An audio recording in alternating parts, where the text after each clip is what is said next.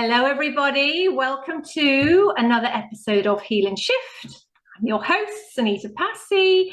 And just a bit of background on the podcast, if you're new to us. This is a podcast I launched during the pandemic, actually, and it was a time when physical and mental health was very much in the spotlight. I really launched it so that I could put forward interviews with visionaries, with forward-thinking leaders, and also experts, so that we can learn their journey to optimal well-being. So I am delighted today to introduce you to Karen Ruimy. So Karen, I became actually familiar with Karen. This is quite an interesting story, actually, because of your amazing Instagram account. And then I started to see actually, you know, all the work that you do and sow the seeds. So I have to congratulate you on that. Thank you. Karen is a Moroccan-born performer, writer, and philanthropist, a former banker. Can't wait to talk about this at FINACOR Paris. And you actually changed career at 30 to become initially a spiritual author. And actually, your 2013 album was produced by the British record producer Martin Glover. It was co-written by writer and director Justin Adams. And you've continued that legacy dancing. And I know that's been a huge part of your career. So really, I think to kick off this particular interview is really fascinating because of this shift that took place in your life from being this corporate woman to then going through this spiritual awakening, moving into the place that you're in now. So Karen, can you tell us what was your awakening process like, you know, from former banker to the lady we see today? Okay, so hello. Thank you for inviting me. I'm really honored and excited to be here. And so I hope I will bring some nuggets of inspiration. So what happened to me? So I'm born in Morocco, moved to Paris when I was 7. And I really felt in my life I wanted to find the power of the voice, because as a woman in Africa, you have no voice. And I felt all my life, wow, I need to have a voice. I want to work on equality. So my life kind of started like this. So I found myself in Paris, and I have to really work hard to have a voice, because I was this little Moroccan girl on the corner of the room, you know. Mm-hmm. And I worked hard. I had my MBA, and I remember that at that time being in a bank was really the power. And I really followed that dream, and I became a banker. I had a lot of success. And at the peak of the success, I realized that I was really, really without any joy inside myself. The joy was that I was succeeding, having a voice in the world, and I could help. And I realized that being a banker after 8 years was like, well, you have a lot of success, a lot of money, a lot of power. I was 28, it was crazy good. And actually, I started to have a lot of anxiety. Mm-hmm. Because I felt something is wrong in my life, because I have success and I don't have joy. So it really raised in myself a lot of unknown, a lot of anxiety. And I felt like suddenly I was called to understand more about my life, that my life was not about this success that society wanted me to have. And I felt like, okay. And I really was drawn, like, from my body inside to knowing more about spirituality. So I went into churches, I traveled in France, and then I was really attracted by books. And I started to devour books, and a lot of yogi books, by the way. And I really felt the calling. Then it was very clear. I read Autobiography of the Yogi. I don't know if you know this book, I'm sure. Mm-hmm. And I felt like, okay, this is my calling. This is my life. And in one day, I went to see my boss and I said, I'm sorry, I'm going to leave the job because my life is going somewhere else. But how I can explain it is like it's this huge drive within your body and your mind and your spirit that really comes to you and say, okay, you need to go somewhere else. You need to search. And I start searching. And I started searching for 3 years. I read and write and read and write for 3 years. and I was passionate. I could not get out of this search. And suddenly I discovered that what I was writing was not only for me, but was also helping people. Because I was sharing, I was sharing with people who were sensitive to my past and who were also feeling a kind of need to change their lives. And I started to help people already. And I started to give my writing. And then I went to a publisher. And then the publisher said, a spiritual publisher. And the publisher said, no, I think I want to publish you. And then I understood that everything was falling into place. Yeah, beautiful. It's beautiful. Now, other people who are on the spiritual path, we're going through interesting times at the moment, lockdown, COVID, all of these that have really triggered changes in people and the vibration frequencies. Some have dropped, feeling the fear, others are sort of freeing themselves. So your experience of the spiritual path, what was it that really kept you connected? What was it that was there something that was holding your hand that helped you through that process? Because it can be a very, very intense period when you're going through this transition. Okay, I'm going to tell you, there is something that's very important, is that you feel the drive, you feel the fire. Yeah, you feel the need to know, you feel the need to understand, because your life is not as it was before. Your conscious mind is bringing you questions that you were not having, and you have feelings that are really so strong about your life that you need to go on a search. You need to really shift your consciousness basically to something different. You are cold and you feel cold and you want to know more and you want to transform your life. Or for example, I have people who come to me and have an illness or who feel misery in their life, like my life is miserable. I'm doing a day job that is just ruining my days. I don't like it. And my energy is going into fatigue, chronic fatigue, for example, and I'm sure you know that. So all of us have a way of awakening. And this way is chosen by yourself unconsciously. And it's always perfect. So you're always at the right time, at the right place. And there's not an experience that you are living that is not right for yourself. So that's something you have to tell yourself, that whether you're living through pain or a weird awakening, it's all perfect. That's exactly what you wanted to have. Yeah.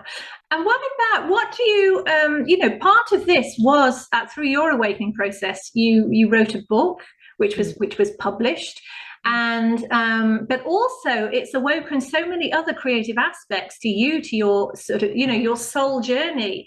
So tell us about when did the dancing come in? When did that aspect come in? So I'm going to go back a little bit to explain also about the awakening, because this is crucial.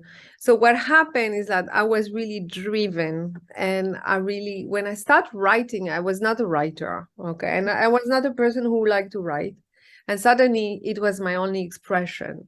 And my expression was writing. And in my writing, I had a conversation. And I didn't understand that. I was just writing about my ego, about my feeling, about my emotion. And I was answered in my writing. And slowly I got the impression that I was not alone in this universe. And everybody has the same thing. When you start a spiritual path, you are always receiving wisdom in a way. Me, it was through writing. People can receive that through meditation, through intuition, through whatever. So what happened is that the more I was working on myself, the more I was discovering I was not made for finance or for a material world activity, but I was an artist. And I was always refusing to realize it, because my family was very conservative, and being a dancer was really not a job, it was just something fun of a party. So I've been always dancing in my life, and it was always something very important as a hobby. And then I realized actually this hobby was not a hobby, it was my life, it was my core, it was my soul, and I needed to dance. And one day, the more I was working on myself, the more I was discovering this was my definition of my essence. And then I felt another call to be on stage. And what happened is I went to see my amazing flamenco teacher, and I said, I want to create a show now. And they said, it's totally crazy, but we're gonna help you. So, and then when I opened the door to that crazy possibility, and my circle of people were like, okay, Karen has a little something right now, like she's gonna have fun and it's gonna be finished, you know. And my teacher said, okay, we're gonna help you. And then someone came with this incredible opportunity to give me the theater for free, because on Monday night the theater always closed in Paris. They said, okay, I'm gonna give it to you Sunday and Monday because it's free. And then suddenly he said, you know, the theater has 2 rooms. One is small, so I took the small, evidently. And then he came 1 week later. He said, you know, Karen, the big room is free. Do you want it? And I said, yes, because, you know, you are in this high energy and you say yes. So, and what I want to say is I really open this door of craziness, of courage, of stepping into your gift or your possibility. And then suddenly people come with possibility for you. So that's how it started. So that was my first show. I created it with a few people, kind of myself, and from this first show, it was quite a success. And I gave everything to charity. So then the production company wanted to work with me, and then it never ended. And it's been going on for a long time now. You said something, there was a word that you said there, and I think that's really the nugget, is the courage. Is that people can feel the expansion, the awareness, they, you know, may be having even, you know, a deep spiritual experience, but actually to really move, you know, from one experience in life to another, that element is really core. You know, believing, you know, as we say within the sort of spiritual realm, you know, the universe has your back.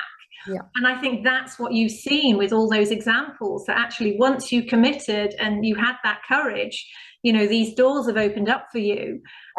But you wouldn't, you know, that's the unseen element. You wouldn't be able to see that. You know, this isn't sort of like a business plan that you put down on a piece of paper. This is really trusting. It was trusting. It was like when you jump from a very high level, you know, okay, I'm going to jump. It's like, you're really afraid. I'm telling you, I was so afraid to lose my job that I was you know, I was a very good pay, and then I had to do this show, and then it's always like that. Each step of newness, of believing in yourself, takes courage. But it's the funny thing is that you have choice, or you have courage and you go, or you don't have courage and you stay and you stagger and linger, and then the energies get really heavy. Yeah, absolutely. And your health, I mean, your health just gets impacted. You know, if you're not living a life that's true to yourself, and ultimately, you know, your soul. It's very difficult. It's very difficult. And as you awaken, you expand in all directions.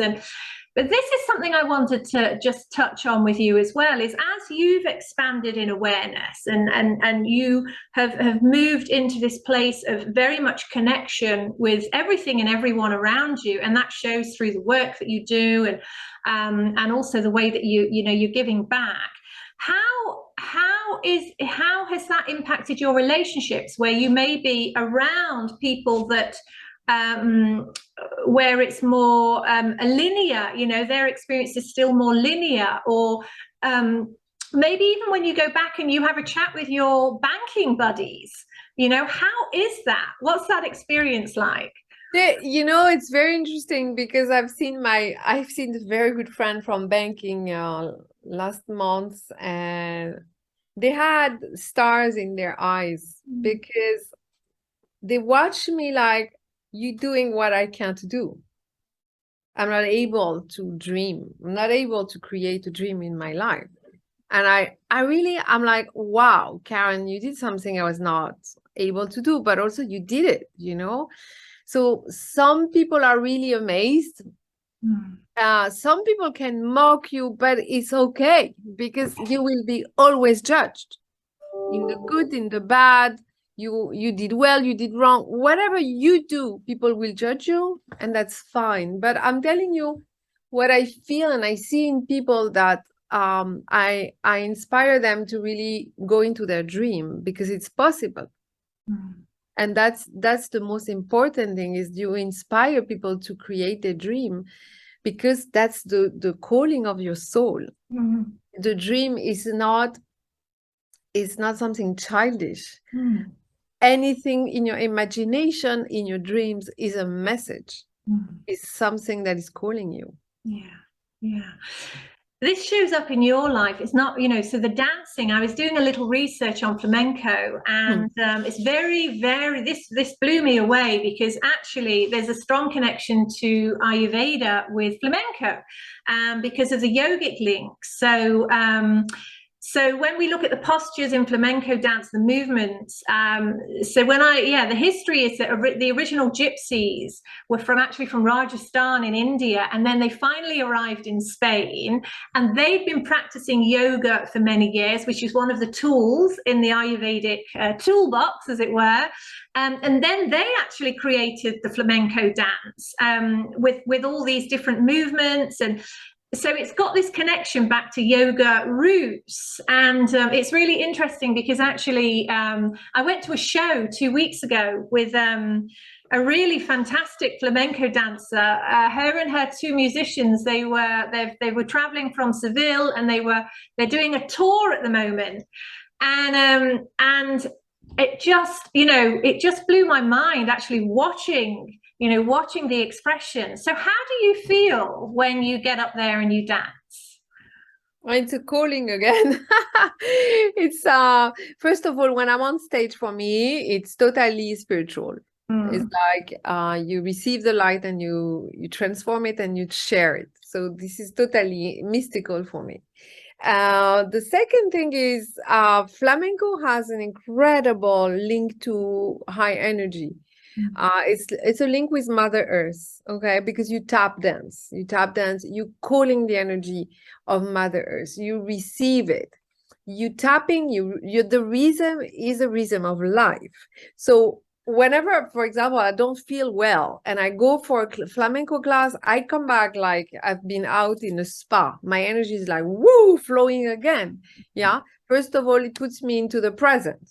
You know that there's nothing else like dancing, because if you're not in the present moment, you're escaping, as we do in life. We go in the mind, in the worries. I should cook, I should wash, whatever it is. And the thing is, if you are in your mind, you cannot focus on your step. So when you dance, you need to be in the present. But flamenco has a magical thing, is that this rhythmic, the rhythm that is so core, the connection to Mother Earth, but also it has the strength of the feet, and it has the flow of the hands and the body, right? Yeah. And it's a lot of contradiction in the body. So you need presence, you need the strength and the grace, which is totally a goddess energy. Okay. So now when I come back to the roots of flamenco, I've done a show named Zikr. I don't know if you know, which was the journey of the gypsy from Rajasthan to the south of Europe, which is Spain. Yeah. And actually we performed in Rajasthan, the show. Oh, I didn't know that one. Yeah, it was a Sufi festival. In the blue city of Jodhpur. Amazing. Wow. Yeah, in the fort. So yeah, we created the show for them, and then we developed it, and we toured in India, and then we toured in England, France, Morocco. So yeah, whatever happened in the history of flamenco, it's very spiritual. Also, the gypsy were traveling with this incredible knowledge of music, because flamenco is the very sophisticated music. So I want to actually give back to the gypsy who were traveling with so much knowledge. But as you said, they were trained in Rajasthan to the science of yoga. Mm. and the learning of being connected to Mother Earth and to their body. Yeah, and the energy. So, you know, if we look at it from a yogic perspective, and actually how through those movements we're able to open up specific energy centers and all the different pathways, and really how that life force can then channel through you. I totally get it. Now I get it, like thinking about it from that perspective, how powerful it is, and you know, how freeing it is actually when you do a show, or anyone who, you know, who has you know, learn, you know, this But technique. also practice is also very freeing, you know. It's Yeah, incredibly freeing. yeah. Karen, so I mean, you know, these creative aspects are, you know, very much you can see coming from that pure part of who you are.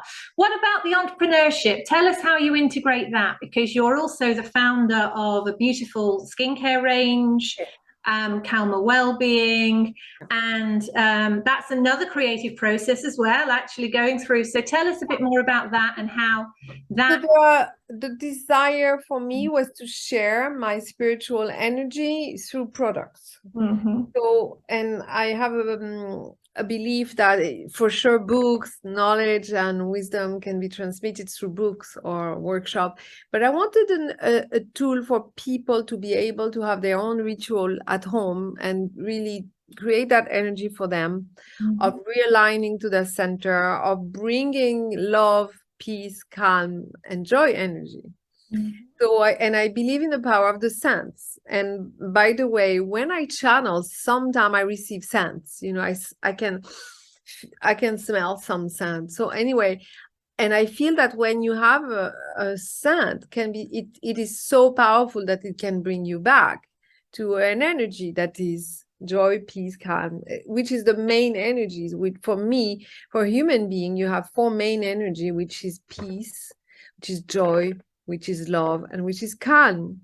And I decided to create scents with a nose, and then from that create body product and candle, so you can use it at home and recreate your rituals. Very nice. That's beautiful. It's an extension. It's an extension of everything everything you're creating, and everything that's coming through you, as it were. So it's something, people can have a little piece of Karen at home, can't they? Thank you. Yeah, I really want people to be able to be their own guru, their own master, and really recreate peace in the night or the morning. But I love to create joy in my morning habits, you know, in my bathroom. I put the joy smell on me, and I'm like, wow. Beautiful. It's very uplifting, very uplifting. So you've got a busy year ahead of you. I know you know, you're enjoying the summer, as we all are right now. So your flamenco show launches in September. Yes. Tell us about that, and where can we get tickets? So I have this incredible big show we're creating with Arlene Phillips, which this amazing show director and choreographer. So it's a show with flamenco dance, but it's going to happen in a very unstructured way, where you're going to be very surprised to see flamenco on different music and genre of music. We're going to be 23 people on stage, so 21 dancers and 2 drummers. It's going to be a very powerful show. Very powerful show. We start to work on Monday. We are dancing at the Peacock, that is the Sadler's Well in London. Oh, Sadler's Well's great. Yeah. So you can buy your ticket on the website of Sadler's Well. The name is House of Flamenca. House of Flamenco. Wonderful. How many shows? How long is it running for? 2 weeks. 2 weeks. From 27th of September till 2 weeks. I think it's 2 weeks. Almost the 9th of October. I'm not good with dates, but I'll be there for 2 weeks. Okay, great. Well, I'll definitely we'll get on. Get a ticket without a doubt. Yeah. And so what does next year look like for you? How are you evolving yourself and your work? So basically, after the big show, I'm starting in 23. Actually, I have the Mind Body Spirit Festival in Birmingham. Great, good. So I'll give a workshop about how to heal your inner child. So what I do is I bring people into an activation, which is a meditation with activated energy. I channel the masters and I channel the energy. Then I have, we're going to have a lot of gigs, of spiritual gigs during 2023, and we're working on a program. And then the show should start again in the spring. Well, great, good, excellent. And you're going to be, so you split your time between here, Morocco, France. Yes, exactly. But this next year will be very much about London and UK based. Yeah. Oh, well, our UK friends will be very happy to hear that. That's good. I love UK. I love to be in the UK. Yeah. Excellent. Lovely. Well, thank you, Karen. And so let's just mention the show in Birmingham. So people buy tickets for that. That's Mind Body Spirit. Yeah, Mind Body Spirit, MBS. Yeah. Birmingham. And and if you have some doubt, it's on my Instagram. It's on the 29th of October in Birmingham. Okay. Saturday afternoon, yeah. Great. And your Instagram, just to, we'll tag everything, but just so that we can get that out, is it under your name?